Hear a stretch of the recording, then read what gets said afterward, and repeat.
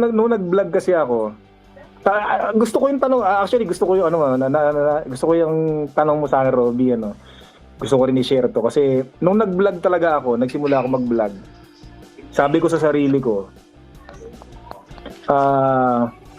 kukuha ako ng subscribers, mga regular viewers dahil sa sarili ko.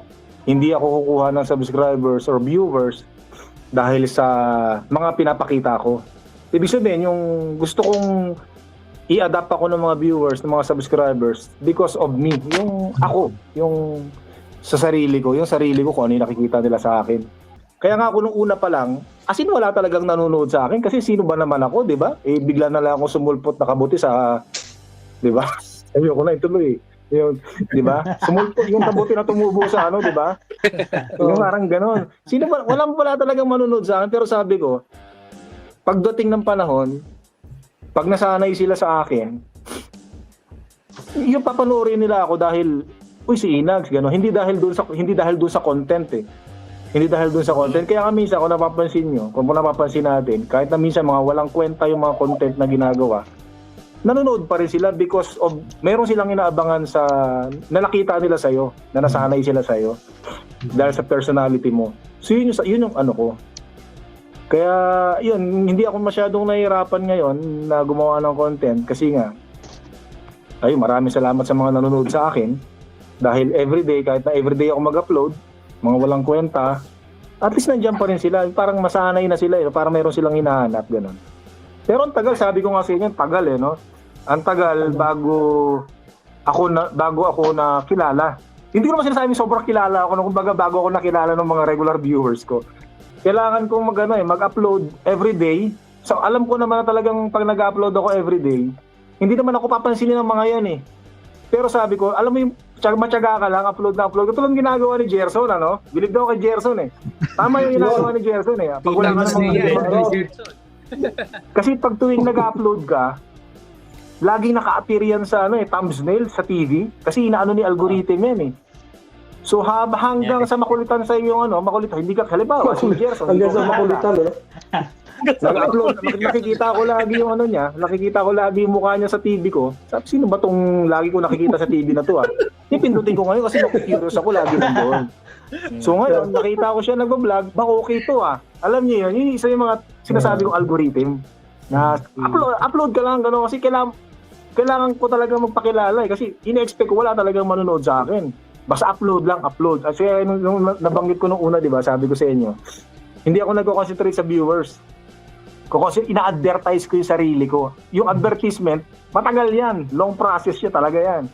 Pero sabi nila, pagka gusto mo talaga yung ginagawa mo, ganun talaga. Ayan mga pano, welcome back to my channel again. So update lang tayo dito sa unit natin. Hindi pa rin nagawa mga pars. Next week siguro ito nila gagawin.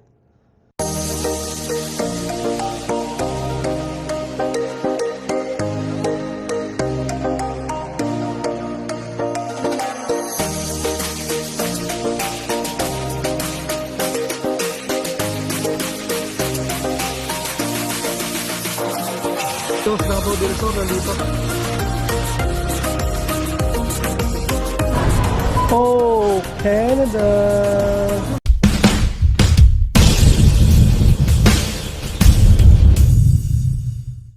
Pero pinuntahan na ng mga ng yung sa insurance, no?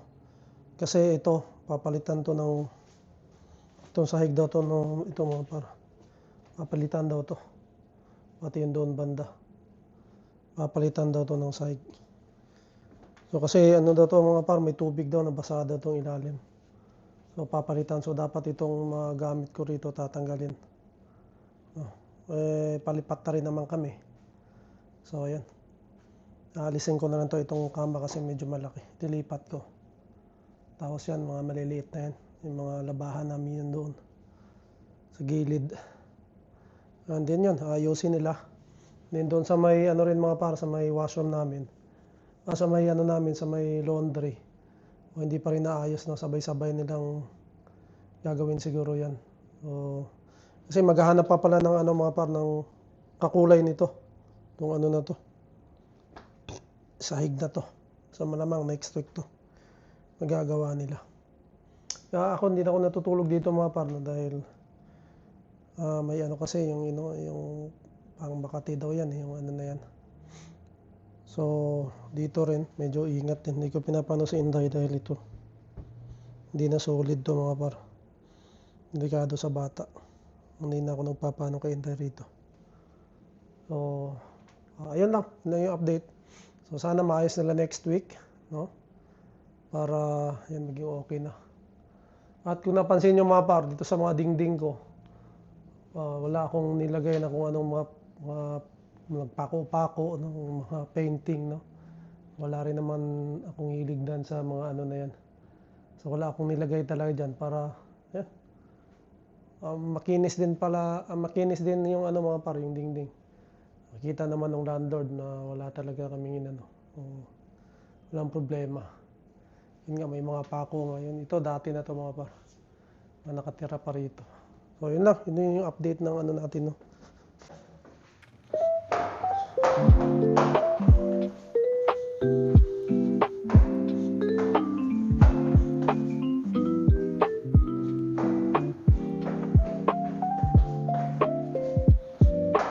So walking lang tayo saglit mga par. Kasi medyo ano yung ano natin, paglakad-lakad tayo.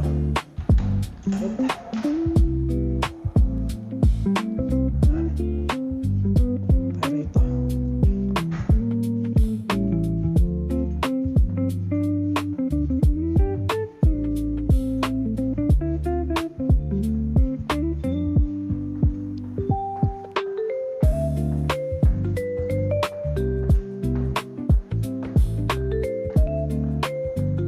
Kami tayo ng sariwang hangin.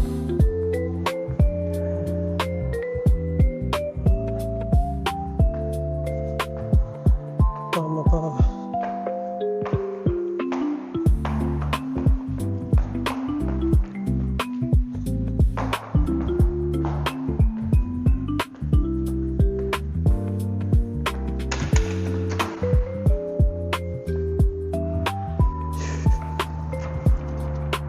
Alright.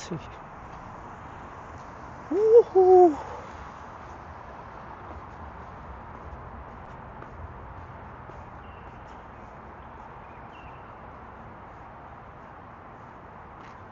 Masyadong gumagamit ng gym mga par, no? Yung gym namin yan, minsan hindi ko nagamit yan sa 2 years ko rito. Hindi ko sinubukan gumamit yan. May mga nag-exercise, oh. Kasi mga par, mas gusto kong outdoor, gusto kong ganito. Yung lalakad-lakad ako. Ayaw ko nung treadmill kasi tinatamad ako. Oh. Parang ano ba, walang view, parang doon ka lang. Pero pag winter kasi pag gusto mo mag-exercise, yun talaga. Wala kang magawa, hindi ka naman pwede sa labas. Pero pag mga ganitong panahon, maganda pag ganito. Sa labas, sariwang hangin, di ba? Ano ka talaga rito. So, ayun, shoutout mga par, no? Kumusta kayo? At kanina lang, no, nakausap ko si Kabayan Pedro Roque, no? Matagal kami nag-usap. And yun, lagi ang tumatawag sa akin mga par, nangangamusta. Kaya shoutout sa iyo Kabayan. Siyempre, yung mga kaibigan natin din na kasama ni Kabayan, sila Boss Elmer, no, at Ate Yeye, no, yung kanyang asawa. Shoutout din po. No, at ayan, dito sa mga kapitbahay ko mga par, sila Ate Wanel and Kuya Roland, shoutout. At sila Kuya Mon and Ate Vina po, shoutout. No? Kapitbahay natin yan dito. At syempre sila Sir Ali Paras and Doña Merian, no? Maraming salamat. Nung nakaraan araw doon kami sa kanila mga par, nag-ihaw kami. No, kasama ko si Sir Ali at sila Doña Merian. Sa backyard nila mga par, no? Ang ganda. Sarap tumambay doon sa kanila. May gazebo kasi mga par, no? Meron tayong vlog din yan, no? Inaano ko pa, no? Inedit ko pa mga par. Medyo mahaba din, no? Yung vlog natin. At i-upload din natin yon siguro sa mga susunod na araw mga par. So, ayun lang, no? Ayun mga par, no? Kagabi nga mayroon kaming Pinoy Tambayan, no? yung aming Pinoy Timbayan sa Canada, na gusto ko lang i-shoutout yung ating mga kasama doon, no? Sila Parmark Soria, Debbie Donsay TV, no? Christopher in Canada. Siyempre yung mga suki natin na umaakyat palagi, no? Sila Royal Kumayas TV, mga par. Sila Fam.Bookers TV, no? Umaakyat talaga yan, no? Pagka free nila, no? And ayun nga, kagabi naswertehan namin, mga par, no? Naswertehan namin si Idol Inags. Shoutout kay Inags, no? Isa yan sa idol natin. Sabi ko nga, walang hindi nakakilala kay Idol Inags, mga par, no? Isa yan sa OG pagdating sa vlogging dito sa Canada. Yung mga nagbablog, isa yan sa mga nauna rin, no? At yun, nagpapasalamat tayo. Marami tayong nakuhang tips galing sa kanya, no? Lalo't lalo na yung mga patungkol sa mga bashers, mga par, no? At believe tayo kay Inags, no? Kay Idol Inags, dahil yun, napag-aralan nga niya. Sabi nga niya doon, una niya napag-aralan yung paano i-handle yung mga bashers, no? Well, sinabi nga rin niya doon na kasama talaga sa pagbablog yung mga nambabash, no? Which is totoo naman talaga yun, no? And may share ko lang din, mga par, no? Isa yan sa pinapanood ko at kinukuhanan ko ng mga ideas, mga par, yung vlog ni Inags, no? Ni Idol Inags, no? Kasi nakita ko sa kanya kasi noon, mga par, yung daily vlogs, no? Yung raw vlogs. Yun talaga yung gustong kong gawin, no? Yun talaga yung gustong kong gawin, mga par, yung raw vlogs na yan, no? Dahil nakita ko rin, no? At naano ko rin sa sarili ko, inassess ko rin sa sarili ko, wala naman akong ibang alam, no? Na mga bagay na pwede ko i-vlog, no? Bukod sa pagluluto, mga par, no? Dahil sa mga hindi nakakalam, isa tayong nagkukusina. Pero hindi ko kasi naisip yung mga par, content na luto, no? Dahil sa tagal ko nagluluto rin, mga par, nagsawa rin ako, no? Parang nagsawa ako na yun din yung gawin kong content, no? Naisip ko noon na ang gawin kong content ay yung nangyayari sa buhay namin. Lalong-lalo na nung naisip ko lang namang mag-vlog, mga par, nung ito na, yung papunta kami dito sa Canada, yung nalaman ko papunta kami. Ito yung manangyari sa amin dito sa Canada, mga par, kasama yung aking pamilya, no? Yun ang gusto kong gawin, no? May mga nagsasabi rin na bakit hindi daw ako cooking vlogs, no? Kasi yun naman yung natin, alam natin gawin. Yun, para sa akin kasi, mga par, na parang nagsawa ako, no? Na-burn out ba yan? Yun ba yung tawag dyan, no? Kaya hindi ko siya ginawang content, no? Ang gusto ko lang gusto ko lang gawin, no, yung raw vlogs, yung kung ano lang nangyari sa buhay mo, kung anong mga nangyayari, sinishare natin dito, mga par, no? At yun nga, pagdating ko dito kalaunan, nagustuhan ko na rin, mga par, yung ganitong setup ng content, no? Raw lang. Hindi rin ako nahirapang mag-isip ng content, mga par, dahil yun nga, yung mga sa araw-araw na pangyayari sa buhay mo, pwede mo yan siyang i-share, no? Pwede mo i-content. Yun ang mga par. At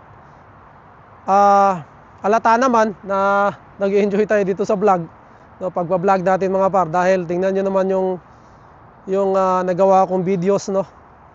2 years pa lang, kaka 2 years ko pa lang, last month, mga par. Pero nakagawa na ako ng 1.1 videos, no? Siguro pagpalagay natin mga 900 dyan, nagawa ko dito sa Canada, mga par. Akong nag-upload, no? Kagaya rin ni Idol Inags, no? And sabi nga rin niya doon, yung iba mga walang kwenta, no? Yun naman, well, ganun naman talaga, kasi raw nga, kung ano lang nangyayari sa buhay mo, yun ang kino-content mo. And sabi pa nga niya doon, mga par, no? Matagal talaga, no? Hindi naman tayo artista, hindi naman tayo kilala, so kailangan mong mag-build talaga ng community, no? So katulad natin na isang pamilya rin na hindi naman kilala, no? talagang matagal, no? Sa tagal baka bago nakuha niya yung ano, yung gumanda yung kanya mga views din, saka mga subscriber, no? And yun nga, may nag-hit siyang isang, nabanggit niya na doon, may nag-hit siyang isang video, no, which is yung nag-real talk siya. Yun yung umpisa ng pag-angat ng kanyang channel, no? Tumaas yung kanyang subscriber, din yung mga views, no? Hanggang nagtuloy-tuloy, no? At yun nga, sinabi rin niya doon mga par na consistency talaga ang kailangan, no? Para mag-success ka dito. At syempre yung kailangan hilig mo mga par talaga, no? Dahil hindi po pwede ritong ano, masigasig ka ngayon tapos next week tinatamad ka na, no? Hindi po pwede yun, no? Para sa akin, no? Dahil ano kung may goal ka, no? Yun yung talagang targetin mo. Talagang dapat maging consistent ka, no? So katulad nga namin nagro-raw vlogs lang, no? Talagang ano mga par, wala masyadong wala masyadong kumbaga ano ba tawag diyan, yung exciting, no? O, hindi masyadong ano yung mga tao, no? Dahil ayun nga, yung mga nangyayari lang naman sa buhay mo. Yung iba hindi naman nanonood dahil ano bang pakialam nila sa buhay mo dito sa Canada mga par, di ba? So talagang ano, kung ikukumpara ko siya sa ibang mga nagba-vlogs dito mga par, no? Yung aming pagro-raw vlogs. Ito ay ano to, matagal to mga par. Sabi ko nga sa inyo, matagal, no? Ako nga, ano ba, 2,000 pa lang, no? 2.3K pa lang, no? Sa 2 years mga par. 2.3 pa lang yung subscriber natin, no? Pero hindi rin tayo nagmamadali mga par, no? Documents natin yung mga nangyayari dito para yun, anytime pwede nating balikan, no? At nakahiligan ko na rin yung pagbi-videos. At yun nga, nag-upgrade nga tayo ng camera, no? Dahil yun, gusto natin ito, no? Kasi ang pag-upgrade ng camera mga para hindi rin naman basta-basta dahil magastos din, no? Pero dahil nga gusto kong mag-videos, no? Maggumawa ng content, no? Nag-upgrade ako mga para gumanda yung ating ano, kuha, no? Medyo yun, wide na yung kuha natin, marami na tayong pwedeng gawin, no?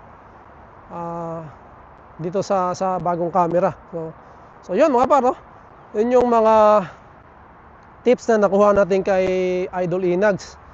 Isa pa akong nakuhang tips din, no? At nabilib din ako, no, kay Parubi, no? Ito talaga sila talaga yung dapat gumagawa ng content mga par, o gumagawa ng vlogs mga par, no? Dahil kagaya ni si Robby, no? Dahil sila talaga ang mas maraming alam, no? At mas maraming experience na dito sa Canada kaysa sa aming mga bago. Kaya nga nag-raw vlogs ako mga par dahil hindi ko alam yung mga yung mga ganyan, no? Ni si Robby mga par na yun, sa mga retirement, yun yung kanyang content, maganda talaga, no? Talagang yung content niya may laman, nire-research niya, no? Meron siyang script, no? Meron siyang sinusulat, no?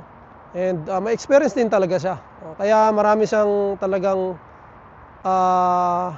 views mga par, no? Dahil napakaganda rin ng content niya, no? Kaya saludo ko kay si Robby, no? And shout out, at may tututunan rin tayo doon sa sinabi niya doon sa may analytics mga par, no? Although tinitingnan natin yon, no? Tinitingnan ko rin naman yon, yung mga analytics na yon.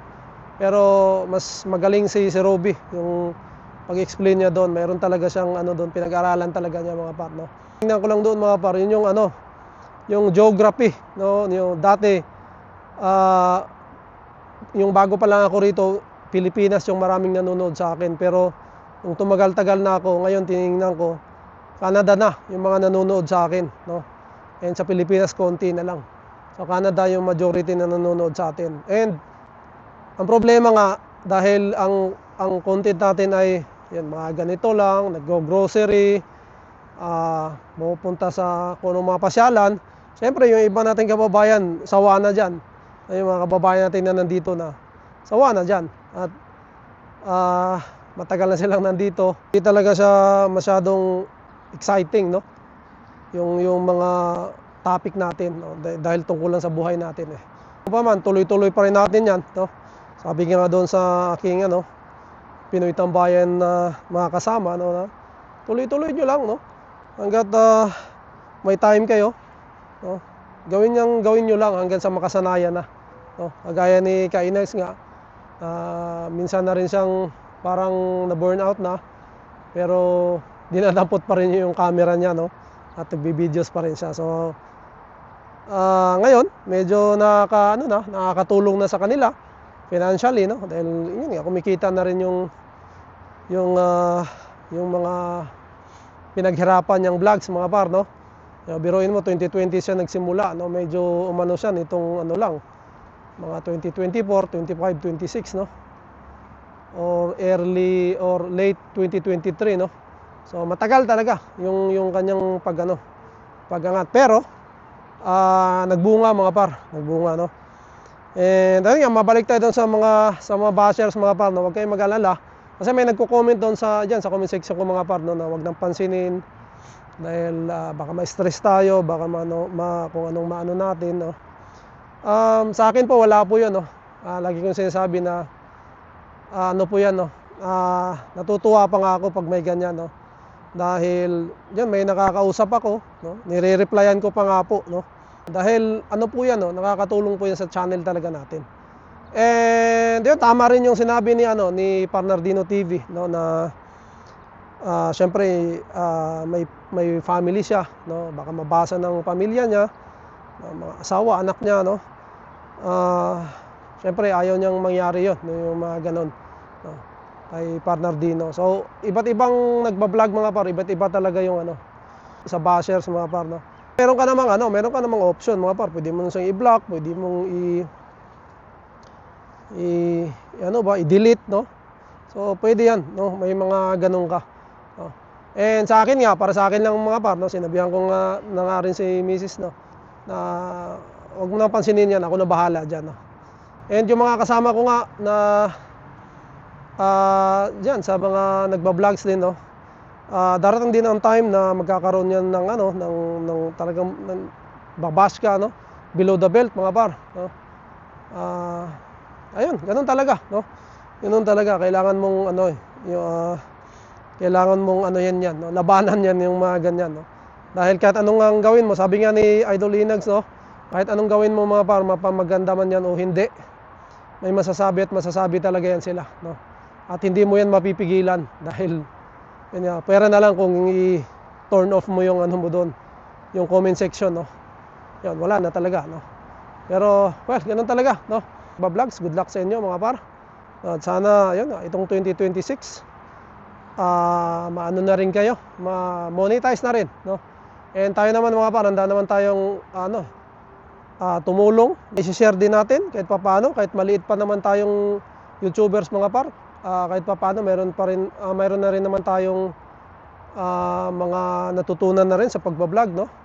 Kaya ayun, pwede tayong mag-share, no, kung gusto nila, no? At yun nga, yung ginagawa namin sa Pinoy Tambayan, mga par, ay isa yan sa talaga, no, sa nakakatulong din sa mga channel, hindi lang sa akin, mga par, pati doon sa mga kasama ko. Dahil ang Pinoy Tambayan, mga par, ay wala naman talagang page, no? Ang ginagawa lang, no, nag-StreamYard, tapos pag umakyat ka doon, kung may YouTube ka, pwede mo i-share sa YouTube channel mo. So ikaw yung magbe-benefit doon sa na yon, sa live na yon, mga par, no, na kwentuhan natin doon. So ayun, kanya-kanyang share na lang pagdating ng live na. So yung channel mo yung magbe-benefit doon sa mga par, sa live na yon, no. Kaya yan, walang kita yung na yan, Pinoy Tambayan namin, mga par, no. So sana, no, sa mga kasama natin na vlogs, no, ma-monetize na rin sila. And sana magtuloy-tuloy din yung kanilang pag-share ng mga rito, ng mga nangyayari sa buhay nila, no. And good luck, no. And maraming salamat pala, mga par, sa lahat ng laging nakasuporta sa atin, no. And patuloy na sumusuporta hanggang ngayon, mga par, no. Maraming salamat sa inyo. And then ayun, Ang gusto nyo magpa-shoutout mga par, ang gusto nyo makiat sa Pinoy Tambayan, pwede kayong mag-comment dyan, no? Or i-add nyo ako sa Facebook, message nyo ako sa Messenger para ma-send ko sa inyo yung link, no? Pagka nag-live kami. Usually tuwing Friday kami nagla-live mga par, no? Ito ko muna tatapusin na kayong vlog. Maraming salamat. To God be all the glory. And we'll see you in my next one. Bye!